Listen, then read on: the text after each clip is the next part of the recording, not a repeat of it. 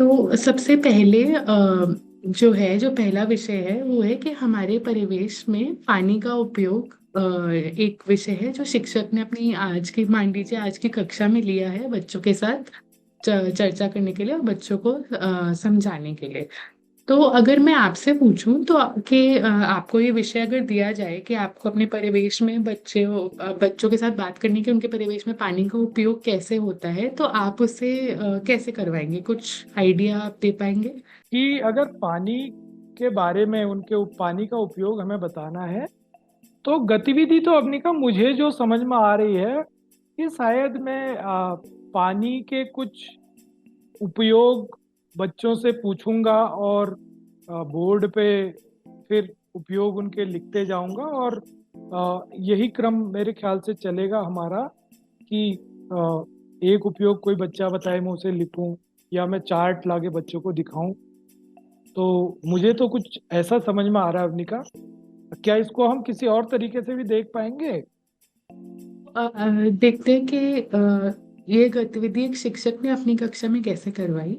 जी। तो उन्होंने भी जो आप सुझाव दे रहे हैं उन्होंने भी उसी से ही शुरुआत करी। उन्होंने बच्चों के सामने एक प्रश्न रखा कि पानी का उपयोग हमारे आसपास कहाँ होता है। वो बच्चों से प्रश्न के माध्यम से उनसे उत्तर निकलवाने की कोशिश करते हैं कि वो अपने आसपास पानी का उपयोग कहाँ कहाँ देखते हैं। अब उसके बाद शिक्षक क्या करते हैं, वो बोर्ड में बीच में सिर्फ इतना लिख देते हैं कि पानी का उपयोग क्या है। और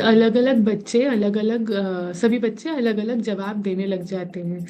अब जैसे जैसे बच्चों के जवाब आते हैं वो उनको बोर्ड पर लिखते जाते हैं, पर उसके साथ साथ उसे सबको संबंधित जवाबों को एक साथ लिखने लग जाते हैं। अब जी। जैसे बच्चों ने बोला कि पीने के लिए चाहिए होता है, खाना बनाने के लिए चाहिए होता है, नहाने के लिए चाहिए होता है, धोने में पानी इस्तेमाल होता है, तो ये सब जो उत्तर बच्चों ने दिए ये सब दैनिक जीवन से रिलेटेड उत्तर है।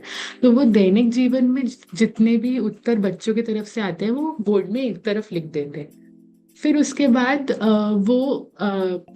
कुछ बच्चे पेड़ पौधों से रिलेटेड भी उदाहरण देते हैं कि पेड़ों को भी तो खाना बनाने के लिए पानी चाहिए होता है, जिसे हम फोटोसिंथेसिस भी बोलते हैं। या जी। जिंदा रहने के लिए भी पानी चाहिए होता है। फिर कुछ बच्चे जानवरों के लिए पानी का क्या क्या उपयोग होता है, कैसे वो जानवर पानी का इस्तेमाल करते हैं, कुछ बच्चे उनके उदाहरण भी देते हैं। तो जी। शिक्षक उन सबको एक साथ क्लब करके संबंधित करके एक साथ उसी बोर्ड पे अपने ये जो वो आउटलाइन बना रहे हैं उसमें लिख देते हैं। फिर कुछ अन्य कार्यों के लिए भी यूज होते हैं, जैसे कुछ लोगों को स्विमिंग बहुत पसंद है, तो वो एक एक्टिविटी हो जाती है। तो शिक्षक उसको अन्य कार्य में लिख देते हैं। तो ऐसी एक रूपरेखा पूरी डिस्कशन के बाद बच्चों के साथ पूरी चर्चा करने के बाद एक चित्र ब्लैक बोर्ड पे बच्चों के सामने बन जाता है।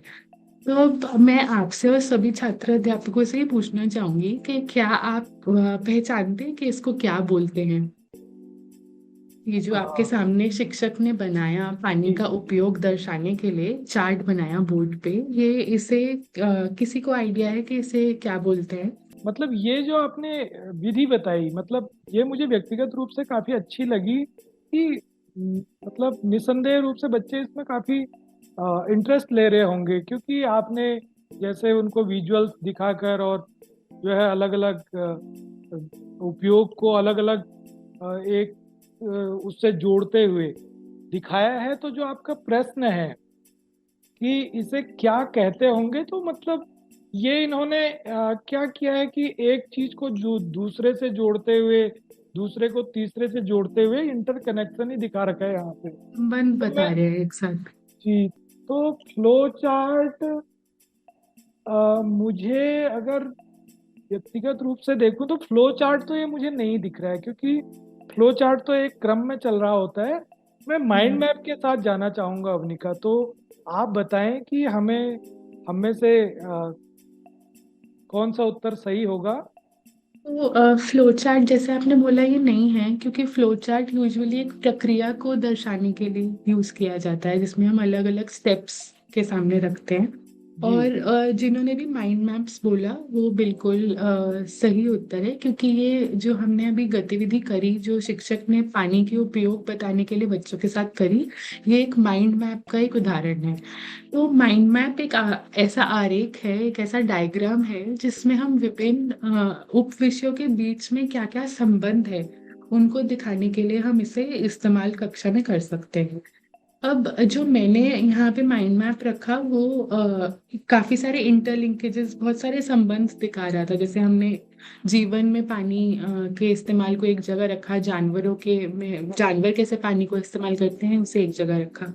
पर सभी छात्र अध्यापक जब क्लासरूम्स में जाएंगे पढ़ाने के लिए, अपनी इंटर्नशिप के लिए जब जाएंगे, तो उसमें वो बहुत एक सिंपल सा भी माइंड मैप रख सकते हैं, जैसे वो अभी देख रहे होंगे, जैसे ये डायग्राम आप देख रहे हैं अपनी स्क्रीन पर। जी। तो जी। इसमें बहुत एक सिंपल सा आपने जैसे आप मान लीजिए आपको ये बताना है कि सोलर सिस्टम में कौन कौन से प्लैनेट्स हैं।